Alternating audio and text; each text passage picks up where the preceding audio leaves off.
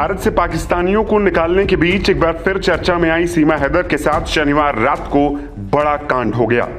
इस कांड से उनका पूरा परिवार सहम गया है और सीमा हैदर खुद सदमे में है।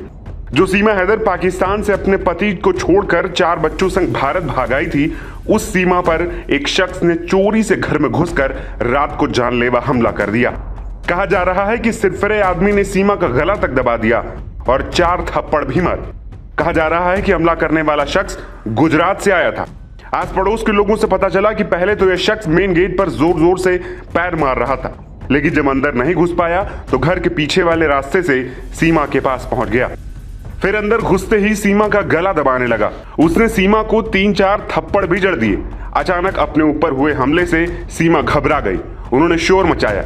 चीख पुकार सुनकर सचिन समेत पूरा परिवार उनके पास पहुंचा और सिरफिरे आदमी से सीमा की जान बचाई। सीमा हैदर ने इस बारे में अफसरों को घटना की जानकारी दी। इससे पुलिस महकमे में भी हड़कंप मच गया।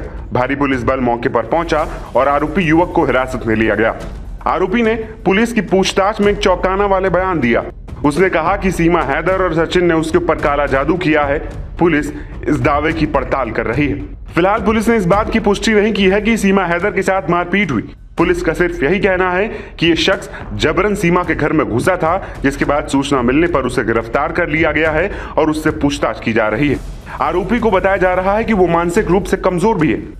वहीं आरोपी की पहचान तेजस ज्ञानी के रूप में हुई है, जो गुजरात के सुरेंद्र नगर जिले में टीबी अस्पताल के पास का रहने वाला है। आरोपी शनिवार को ही ट्रेन से दिल्ली पहुंचा था और वो अलग अलग गाड़ियों का इस्तेमाल करते हुए सीमा के इलाके रबुपुरा पहुंचा। यह घटना ऐसे समय में हुई जब हाल ही में पहलगाम में हुए हमले के बाद पाकिस्तानी नागरिक सीमा हैदर की सुरक्षा को लेकर पुलिस ने चौकस इंतजाम करने का दावा किया था।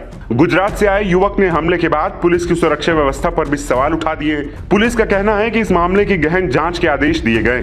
इसके साथ ही आरोपी के मोबाइल फोन की कॉल डिटेल भी खंगाली जा रही है, ताकि उसके यहां आने के मकसद और किसी अन्य संभावित संलिप्तता का पता चल सके। दूसरी ओर कश्मीर के पहलगाम में आतंकी हमले के बाद यूपी और देश के अलग अलग राज्यों से पाकिस्तानी नागरिकों को उनके देश वापस भेज दिया गया है। इस बीच ग्रेटर नोएडा में रह रही सीमा हैदर ने प्रधानमंत्री मोदी और सीएम योगी आदित्यनाथ से उन्हें भारत में रहने देने की गुहार लगाई थी। सीमा हैदर ने हाथ जोड़कर कहा था कि मैं बेटी पाकिस्तान की थी, लेकिन अब भारत की बहू हूं, इसीलिए मुझे यहाँ रहने दिया जाए। मैं सचिन की शरण में हूं और इनकी अमानत हूं। दूसरी ओर सीमा हैदर के पाकिस्तानी पति ने प्रधानमंत्री मोदी और उनकी सरकार से गुहार लगाई थी कि उनके बच्चों को पाकिस्तान भेज दिया जाए और सीमा हैदर के साथ जो उनकी इच्छा हो वो किया जाए।